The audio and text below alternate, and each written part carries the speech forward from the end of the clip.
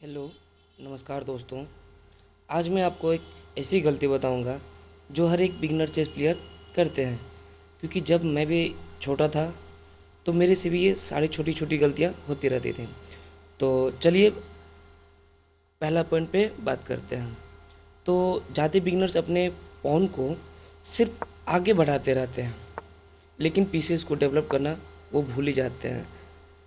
Pawn से ज़्यादा important होता है कि आप अपने नाइट और बिशप को सेंटर में लेके आना, क्योंकि आप तो उनसे ही मैच खोलोगे। अगर आप अपने सिर्फ पॉन ही चलेंगे तो आपके पीसेस फंस जाएंगे और ओपोनेंट को मौका मिल जाएगा अटैक करने के लिए, और वो आसानी से आपके किंग को चेकमेट कर सकते हैं। तो और हम एक बात आपको रैंडम मूव से हमेशा बचना है, ठीक है। जैसे कि आप D4 और E5 चले हैं, तो उसके अलावा फिर होते हैं हाथी के पॉन को ऊपर चल देना। तो इनसे होता क्या है कि सेंटर आपके कंट्रोल में नहीं आएंगे, इनसे सामने वाले को मौका मिल जाएगा आपके किंग को अटैक करने के लिए। तो ये चीज़ें हमेशा याद रखनी है। आपको सबसे पहले सेंटर को कंट्रोल करना है पॉन से, और आपको बिशप की डायगोनल वाली लाइन और क्वीन की डायगोनल वाली लाइन को स्पेस रखना है, ठीक है। तो ये दो गलतियां हैं जो कि आपको बचना है, रैंडम मूव नहीं करना है, राइट। और अपने सेंटर को हमेशा कंट्रोल करके रखना है। और दूसरी बात, किंग को हमेशा सेफ जगह पर रखना है। उसके बाद ही आपके पास जितने सारे पीसेस बचेंगे उनसे आपको खेलना है, आगे बढ़ना है, ठीक है। तो चलिए अब हम बात करते हैं दूसरी मिस्टेक के बारे में। अक्सर बिगनर प्लेयर क्या करते हैं, वो क्वीन को जो है जल्दी बोर्ड के गेम पे लेके आ जाते हैं।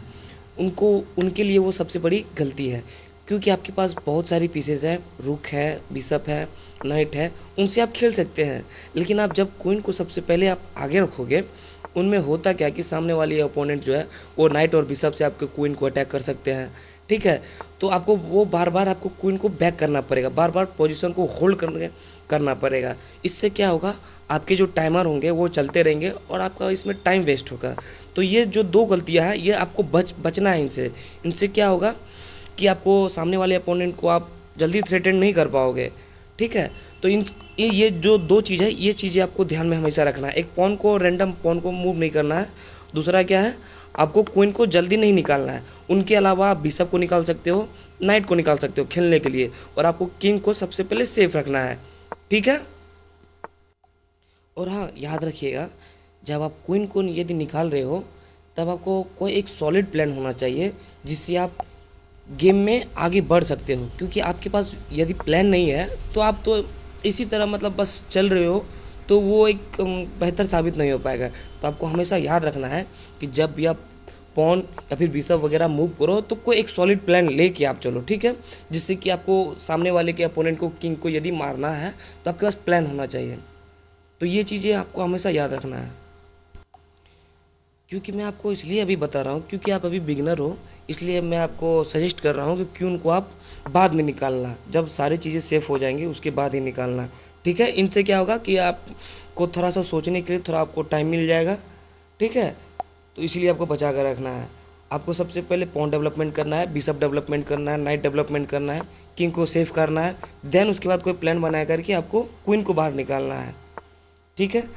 यदि आपको यह वीडियो में यदि कोई भी दिक्कत यदि आए समझने में, तो आप मुझे कमेंट कर सकते हैं और बता सकते हैं, वहाँ पे आप पूछ सकते हैं, ठीक है। यदि आपको ये वीडियो पसंद आए तो लाइक और सब्सक्राइब ज़रूर करना। यदि कुछ भी आपको पूछना हो तो कमेंट ज़रूर करना है। धन्यवाद।